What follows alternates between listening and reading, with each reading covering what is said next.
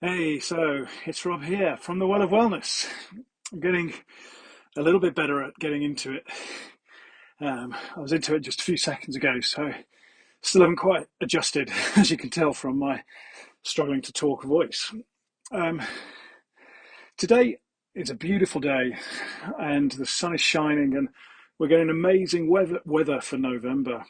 And I'm noticing that's affecting people in a positive way that I talk to that might normally be experiencing seasonal affective disorder right now.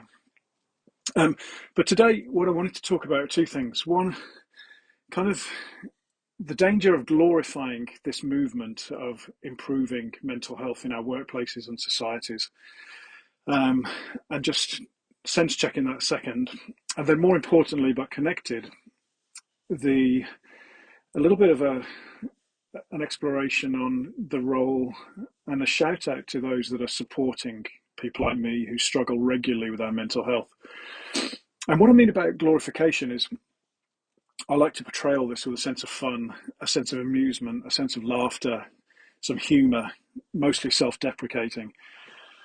But I do this to make light of the journey, but the journey is not always light.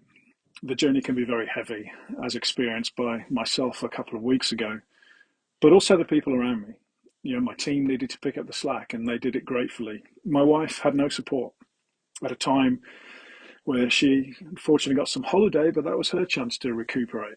And I affected that. So I was challenged in a good way by someone this week in a private message to talk about what about those that are supporting people with a mental health challenge. And this is the bit that always makes me a little bit emotional when I think about the support I get from my wife and the fact that when I do fall, that she is there to look after the children, to make sure things keep moving along. But I don't want to glorify that because genuinely it's tough. I'm incapable of offering support at times. I'm incapable of doing my job. And so I wanted to shout that out to all of the people that are being supporters of those that are struggling. It's super important. It's super important what you do, and it's not always easy. And I'm doing a project at the moment for an organization where I'm sharing stories and and helping people tell the stories. And one of those stories is about a loved one. It's about unconditional support, and it's about how over time this person has become more effective at giving support. So for those that are supporting people, particularly with a new diagnosis, what things can we think about? So number one, put boundaries in place. It might seem counterintuitive, it might seem hard, it might seem cruel, but please put boundaries in place. And those boundaries are so you can protect yourself. So, nice little tips can be in a family group, just agree that phones will be left on, but we'll only text on these messages of concern if it really is an emergency. So we can then not be checking our phones through the night to see what's happening. A real simple tip. So put some boundaries in place that allow you to practice your own self-care.